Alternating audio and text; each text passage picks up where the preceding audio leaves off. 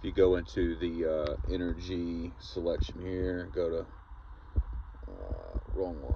If you go to charging, target level charging, I typically charge to 70% right there.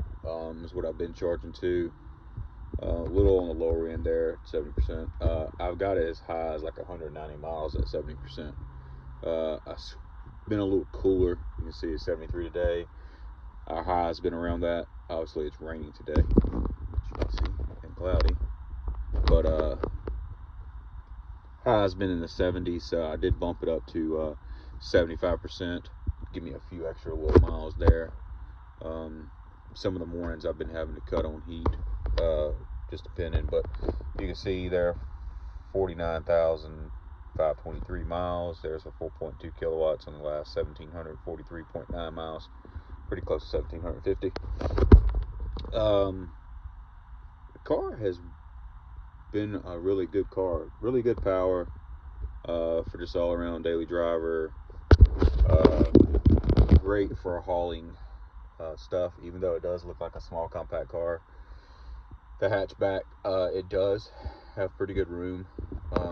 It's raining, I would get out and pop that, but I think majority of the people that's watching this video is going to know what the bolt looks like in the back. If you don't, drop it in the comments and I will definitely send you that in a picture or video. But all in all, has been a really good car. Yeah, the only thing I wish it did have is adaptive cruise. So it's got the lane keep assist. Obviously heated steering wheel, as you can see there. Apple CarPlay. If you have Apple phone and you use Apple CarPlay, you have to plug it in. This is not paid advertisement, but if you go here, it's called a Lucky More. I think you can see that. It's got a little USB. You plug this in. Like I said, this is a little dirty, FYI. But if you plug this in here, then you connect it to your phone's USB. I believe it's how it is, USB, and then it would automatically pop up CarPlay. It's not plugged in right now, but it'll pop up CarPlay, and then you do not have to have the phone plugged in. And then it also works really, really great. Very rare does it not connect when you just hop straight into the vehicle. You don't have to do anything. It'll instantly connect. Relatively quick after jumping in. So yeah, you can see I had 79 miles, almost 80 miles traveled. I think I had a little over 100 mile range still, and that was at 75% charge. Was my last charging session. But overall, it's been a really great vehicle. Interior is still in great shape after 50,000 miles. 20, like I said, almost over 25,000 miles on this thing already. I've not barely had it a year and a half. Probably about a year and a half. Was it 2 years? I had it a little while, but I've driven it. It's been definitely driven a lot for work, commuting. It's not a car that I would consider obviously a road tripper. Those of you that are familiar with electric, just because of the charging. It does have a pretty cool little deal there.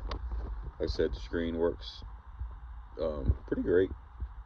You have a few little doodads there, audio, phone, projection. You can project onto the screen there. The camera. It's pretty cool. Heated seats there, both passenger and driver.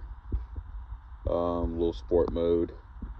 I have driven this car in the snow. It does drive relatively well as in the snow. Can't remember if I concluded on traction control being on or off. You can cut that on and off.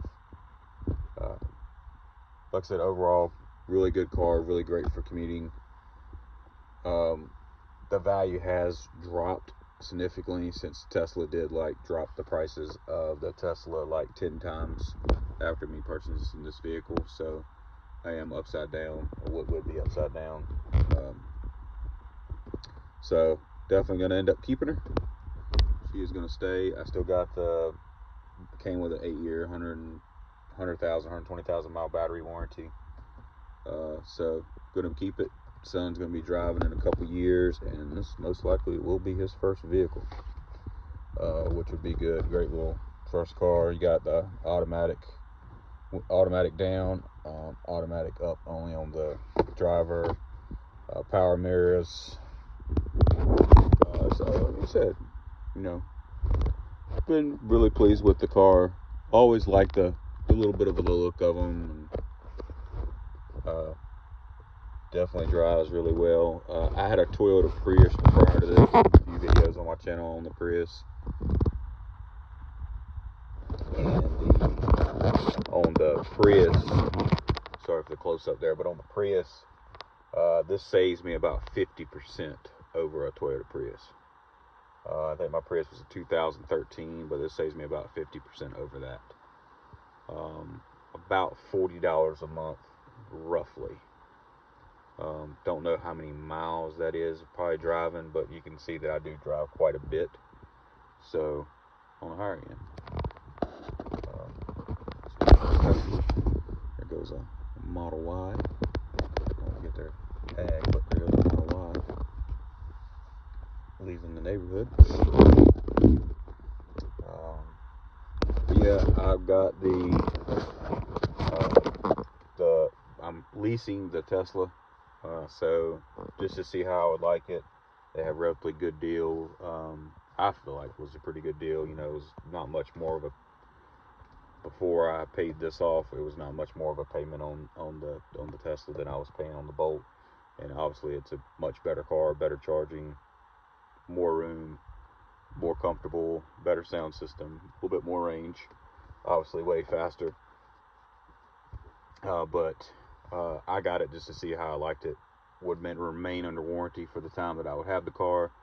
With Tesla, you don't have to worry about buyout at the end, so you just can return the car. So I like that aspect of it. Obviously, it is the most expensive way to potentially operate a car, drive a vehicle, but I only did a 2-year lease, so my payment's a little higher than it would have been a 3, but it gives me options, it gives me flexibility. Also can do like a 6-month extension, or ask for a 6-month extension, so that would give me 2.5 years with the car.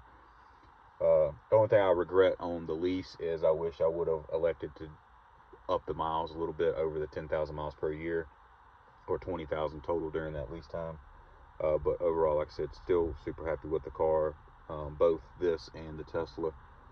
Tesla I've only had for about a month now, but continue to keep enjoying that and posting up some more videos. But wanted to give a quick on the Bolt and the 50,000 mile review that I had on it. And I've, like I said, had this car now for a little over 25,000 miles. So